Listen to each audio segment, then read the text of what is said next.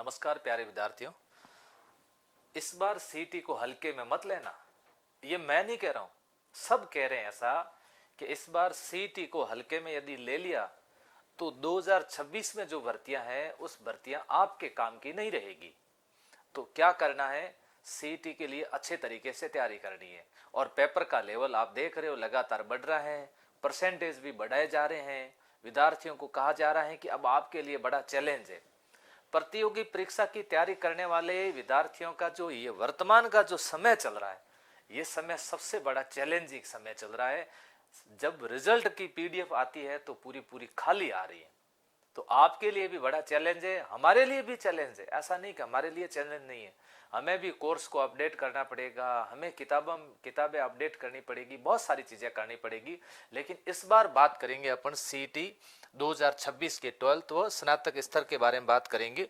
देखो क्या है इसके अंदर, क्या एग्जाम कब है, इसका नोटिफिकेशन कब आने वाला है। तो क्या कह रहे हैं, फॉरेस्ट भर्ती सीटी बैच होगी, सीटी स्कोर फरवरी 2026 में एक्सपायर हो जाएगा।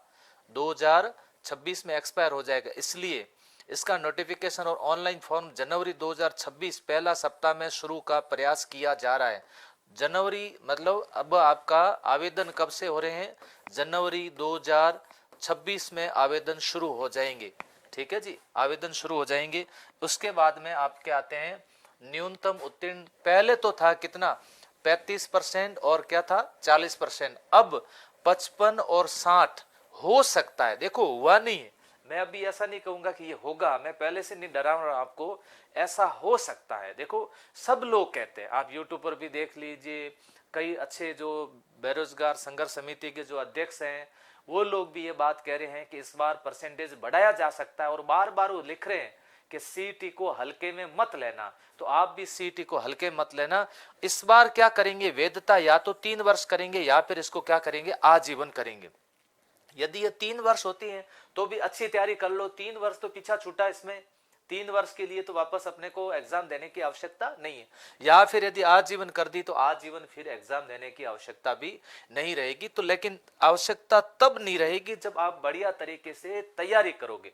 यदि बढ़िया तरीके से तैयारी नहीं करी तो आवश्यकता तो रहनी ही है। परीक्षा पैटर्न ये तो नॉर्मल बात है, 300 अंक, 3 घंटे, 150 प्रश्न। ऋणात्मक अंकन इसमें क्या होगा, नहीं होगा, ऋणात्मक अंकन नहीं किया जाएगा। ठीक है।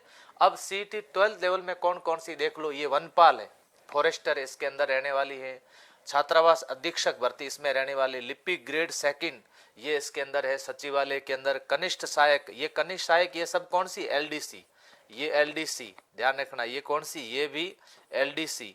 और ये जमादार ग्रेड। इसके अलावा कांस्टेबल और वापस आने वाली भर्ती कांस्टेबल की इसके अधीन रहने वाली। इस बार 10,000 पद थे कांस्टेबल के, लेकिन बच्चे सीटी पास नहीं।